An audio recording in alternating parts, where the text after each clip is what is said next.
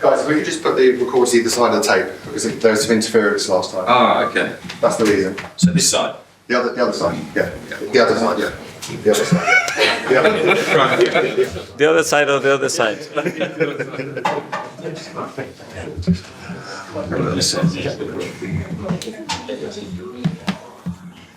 It's just there's some interference in the outlay. Wait a minute, this side? Yeah, just the other side. But this side? Perfect. It's just that there's interference on the mic. Morning everyone, hope everyone's good. We'll kick off the live section and we'll go to 10:30 tonight. As always, if we're ready at the back. Kick off with Jamie from Sky. Thank you, Dan. Good morning. Morning. Mikel. Obviously tomorrow is too soon for Bukayo and Gabriel Martinelli, but are they progressing well? And can you give us an update as well on Ethan Waneri? I think he's just tired on Saturday. Yeah, Ethan, he was just cramping. Obviously, his load has been very different recent weeks, but he's fine. And Bukayo and Gabi, yeah, they are progressing really well, but still a bit far to come back. The weekend felt like a big weekend in terms of the title race. Obviously, whilst it's mathematically possible, I know you're going to keep on fighting. But can you describe how sort of frustrating, how powerless you feel when you're just looking at a team like Liverpool who just do not look like dropping points?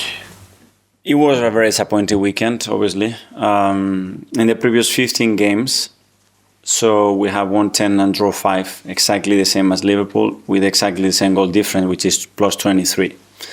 So we've been extremely consistent for the last 3.5 months, considering everything that we've been through, and we have generated that momentum. And it was that weekend where we have to do what we have to do again, once more, nothing different to the previous 15.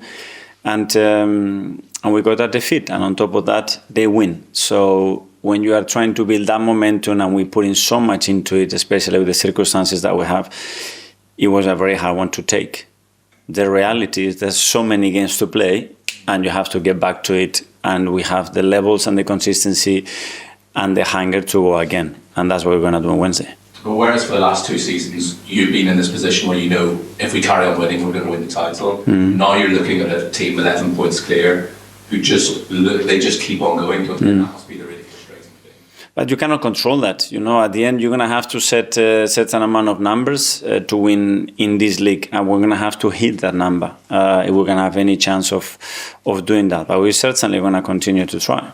Obviously, in an ideal world, you would have a fully fit squad to choose from. You don't, but you've always struck me as a manager who enjoys trying to sort of solve problems. And obviously, the problem at the moment is how do you score goals? In a perverse kind of way, do you enjoy having that sort of problem to try to, right, how do we best do this? It's been incredibly satisfying to work every day with the players and the coaches and the staff to try to overcome certain situations. So if somebody tells you at the start of the season, by this time, you have played 5 times with a red card over half an hour in each of those games, and you have lost this amount of players, what's the bet? You are in the middle of the table, at least, you know, and you are out of the Champions League. That's not the situation. So that tells you the resilience, the resources, the ambition that the team has, every individual has. And that has been probably in my time one of the proudest moments to work in that sense. The thing is that when you are there, you want more and you want more and you want more. And I'm not going to stop. Over my dead body, we stop thinking that way and putting everything that we possibly can to increase that probability of us winning and being better than the opponent and hitting that performance and those standards constantly, regardless of what happens. Do you think Mikel in that false 9 position can still work? Was Saturday just a bad day at the office?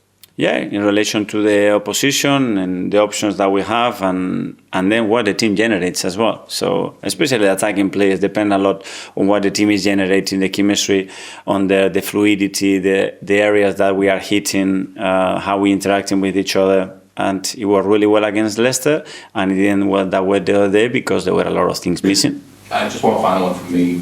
Obviously, in the past, what's been great for you as well is goals from midfield. Declan hasn't had the sort of key goals this season that he did last season, and it seems that Martin Odegaard is just gone a bit quiet off the ball at the moment. How do you fix that? Well, we have fixed it because, again, the goal difference with the best team in the league is plus 23. in 15 games, so that's quite unique to do. But we want more goals from all of them, you know, and we know that there are areas that we can increase, and certainly this is one. Niv from the Premier League. Hi. Good seeing you. Last weekend against West Ham, was it one of the most frustrating days you felt as an Arsenal manager? I don't know. It's just it's not a frustration. I think it was a feeling probably of knowing how much we are putting into it to be where we are. That when you have the chance now to say, okay, let's go another step, and then on Wednesday would have to be another one, and then on Saturday another one, especially with the form that Liverpool are in. It was tough. It was a tough one to take, especially at home that we've been so consistent. Couple of questions about Forest, please. I can imagine it's very competitive within the Premier League managers, but how pleased are you for Nuno, who obviously left Spurs really over 3 years ago, and got the chance to come back to management in the Premier League, and what he's achieving at Forest? Unbelievable what they are doing, what he's done. Not only there, because what he did at Wolves as well, it was incredible, to be fair. So yeah, huge pride. Him, the coaching staff, the players, as a club as well, what they have generated after coming into the Premier League is a remarkable story. So well done to them. Can you recall from your playing days and the Premier League or management days in the Premier League, a team, a club that went through such a big change, such a big massive improvement in less than a year? Last year they were fighting against relegation. This year they're challenging for Champions League football. Yeah, very difficult. That's why it's a very special story. Okay, thanks. And Ian from TalkSport. Hi, Mikel. How are you? You were saying earlier about you're obviously not giving up on the title until it's mathematically impossible. But in your heart, over my dead body, I said. Over your dead body. Yeah. But in your heart of hearts, do you really think you can do it? If not, I will go home, guys. Mathematically, it's possible. You are there. You have to play every game. Suddenly, 3 days ago, we could close the gap, and you are like, you are 1.5 games away. It doesn't matter. We have to continue to go. So it doesn't feel today like you're, what we would say, clutching at straws? No, it's the difficulty. The difficulty is higher 3 days ago, yet it is higher. But, I mean, if you want to win the Premier League, you're going to have to do something special. You're going to have to win this Premier League with the circumstances that we have. Probably have to do something that nobody else has done in the history of the Premier League.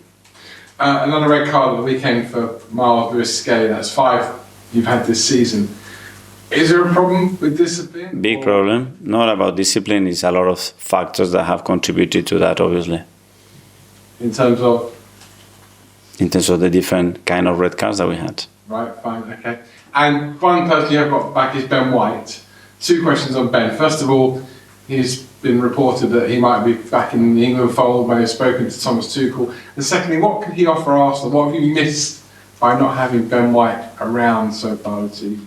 Well, a player that has given us something very, very special, especially in that right unit.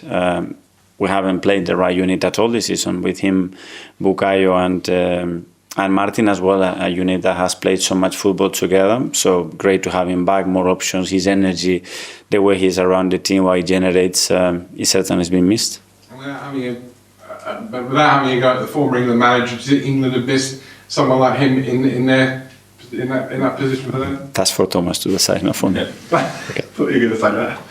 Goes Alex from BBC. Hi, Miguel. Hi. After the game on Saturday, he says the performance wasn't good enough. Why do you think he was so far away from the standards you set this season? Because we didn't put West Ham in the ropes like we had to, especially with the amount of time and space that we have in certain areas, and we weren't good enough, especially with the ball and the way we defend the box in 2 situations that could have cost us the game, and at the end one of them cost us the game. Very clear, we had to set very different standards, and we didn't. Were they better than us? Watching it back twice, they deserve to win the game. Really have doubts about that, but looking at ourselves, we could have done much, much better, that's for sure. You said a few times it was a tough one to take, but you'll keep trying until it's mathematically impossible that you can't win the title. Do you have to get that over to the players? Do they feel the same after such a blow at the weekend and the way the table is now? They know, and especially because we've been in the other position as well very recently, and we know how quickly things can change, and you have to be there, and we all deserve to continue in that fight.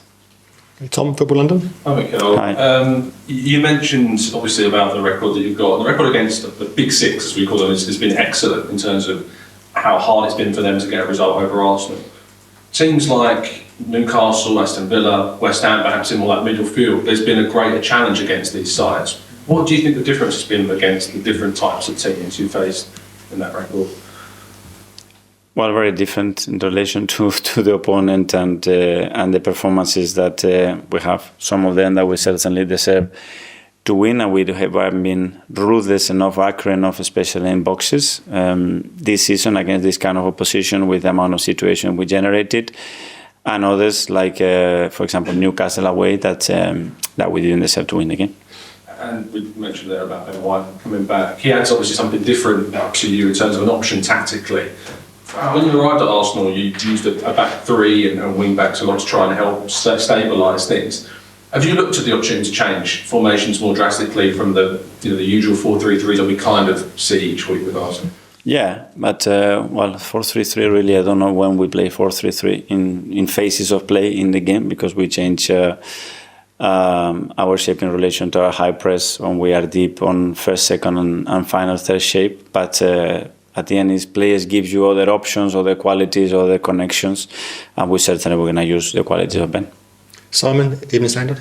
Hi, Mikel. Just ask you about the sporting director. I think when we spoke to you at the start of this month, you were sort of hopeful there was going to be a conclusion soon. Just what's the sort of progress on that? How's it going? That's a question for the club. I mean, they are in the position to give better answers in terms of timing and selection and all that than me.